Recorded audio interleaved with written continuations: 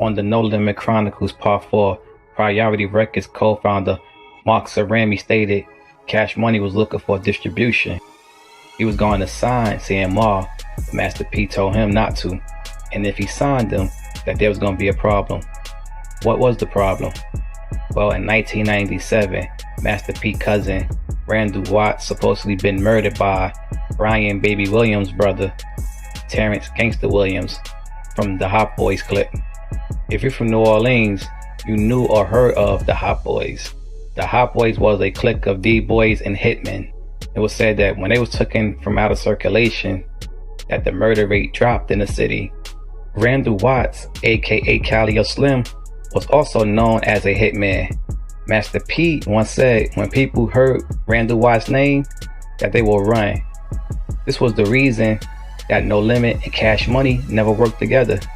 Calio residents felt the death of Randall was in retaliation for the death of Hot Boy Mosquito, who is Gangsta's best friend. There was a contract out on some dudes in the Calio, so they wasn't trying to get caught slipping. One day, Mosquito was in the Calio. According to sources, this wasn't the time for no outsiders, especially someone like Mosquito, to be in the projects. It was said that without hesitation, that Calio Slim ran down on Mosquito and hit him 20 times. This sent hurt and grief on the side of the Magnolia. This situation would cause a beef between two housing projects, the Magnolia and the Calio. There has always been a rivalry between the two complexes. Now the Calio is on high alert. One day, while walking through the courtways in the projects, Randall was chased down and hit 18 times. Master P mentioned this on Mr. Servon's song, Trying to Make It Out the Ghetto. Now, the Calio is upset. This is in 1997. CNN was doing a special on Master P. Since they was in the area, they decided to catch a Randall Watts second line funeral throughout the Calio projects and throughout his spot, the Rose Tavern. After this event, it was mentioned by Master P and some others that he approached Gangsta. When it was said and done, P stated that Gangsta Williams didn't have nothing to do with the death of his cousin Randall. But P kept up his guard, and out of loyalty for his cousin and his projects, he wouldn't deal with Cash Money. Let's go back to 1995. No Limit came to New Orleans from Richmond, California. Cash Money started feeling a certain way.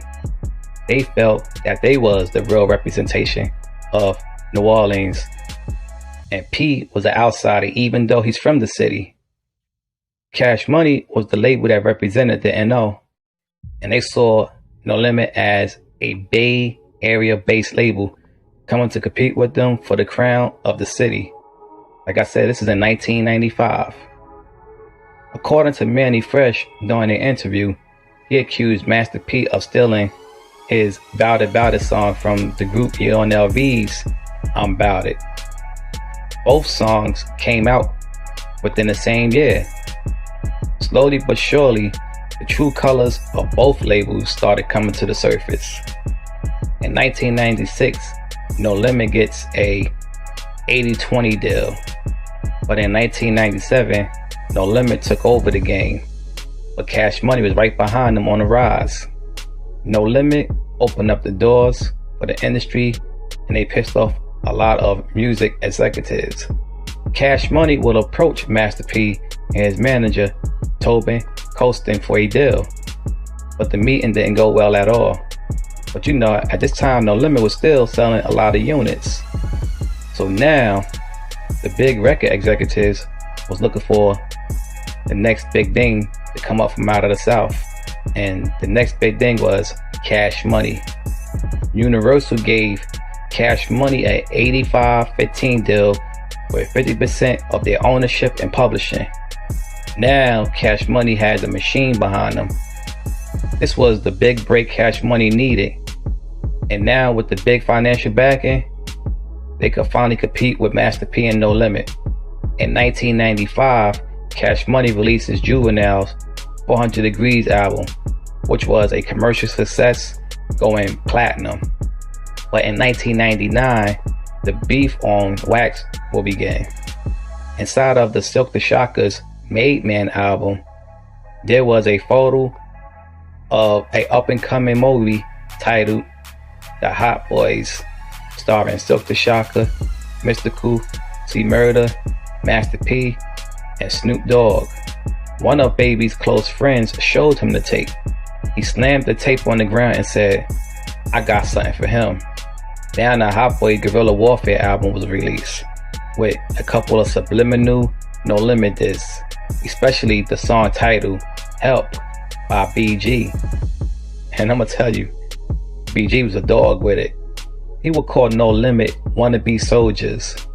Plus he would say, "We don't wear suits, we wear T-bows and Rees." And we all know that Cash Money was known for their signature outfits. They wore white t-shirts, the Jabot jeans, and the Soldier Rees. Cash Money, like I said, they had their own style. No Limit was wearing suits on a couple of their album covers, especially on The Last Dawn, which contains the song Where the Hot Boys and the Hot Girls At. Cash Money felt Pete was trying to steal their name, that he was trying to capitalize on the Hot Boys title. Many from the NO will say that the term Hot Boy means a person that's out there or a person that's hot. Somebody that's wanted from the law, somebody that the girl's looking at or trying to get with, and know, because that's what the term Hot Boy means.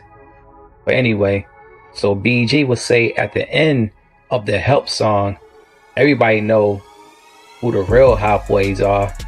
Hey yo, stop biting and go and get your own stuff, BG said. BG sent a shot at No Limit prior to this on his Cash Money is an Army song. If you listen, he said, "Cash Money is an army, better yet a navy, better yet a navy." You know, in other words, better than the army. We all know that No Limit was calling themselves an army. So Master P sent a subliminal diss on the Hootie Hoo song. His lyrics are 4-5 Hummer, Bourbon Jacks for the summer, SS sitting up 20, but I ain't no uptown stunner. And we all know that Baby referred to himself as the #1 stunner.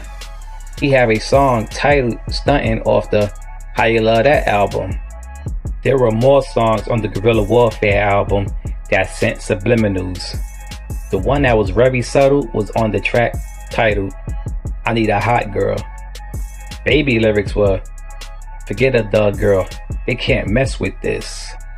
We all know that Master P had a song titled Thug Girl. And if you know how subliminals work, when a person diss you, they don't come straight and direct, they come indirect. So that was a diss towards Master P. Then Lil Wayne dissed No Limit on The Block Is Hot with the "We don't wear suits cause we ain't trying to be presidents." No Limit wore suits on a couple of the album covers. You had C Murder's Borsellini, you had the Snoop Dogg The Game to Be Sold Not Told album, the Mr. Magic Sky's the Limit, Master P Last Dawn album, and you had the True The Crime Family. Then P would come back with the Ice on My Wrist, which is on the Only God Could Judge Me album. And he said, "And if the projects come up for sale, then I'ma buy it. They talk about they bigger than No Limit, don't try it. No Limit don't stunt, or front me got bank. I put that on the tank in about 72 minks in the closet. Y'all want it? We got it. Y'all lease it? We buy it. No Limit told you raise your rollies high." And we all know that Cash Money used to raise their rollies and they chains up in their videos. But now, then comes the year 2000. Cash Money dissed No Limit on another song titled The #1 Stunner on the Big Timers I Got That Work album. Juvenile said, "Let me get the keys to the Rover truck. Man, let me get this beef stuff over, bruh." Talking about No Limit, because they had little beef and subliminal going back and forth for a good minute. Next thing you know, an anti-Cash Money campaign arrived. Rapper Sporty T, off the General Taylor, who was part of the Ninja Crew, which is an old school New Orleans based hip hop group, and his group, the Wild Boys, dropped the album Time for the Real. On this album, there were 6 tracks aimed at Cash Money. Some said that the project was secretly funded by Master P, and that some of the artists on the album were No Limit Soldiers under different aliases. The song titled Calm Down by the Young Guns, aka the Gambino family, dissed Cash Money, and it highlighted the incident that took place between C Murder and Juvenile at the club.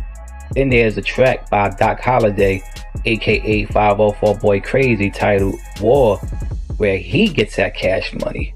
Another track was by an artist named White Chocolate called The Wild Boys, where he didn't necessarily go into debt dissing Cash Money. Only thing he did was just say, "Man, I ain't no hot boy, I'm a wild boy."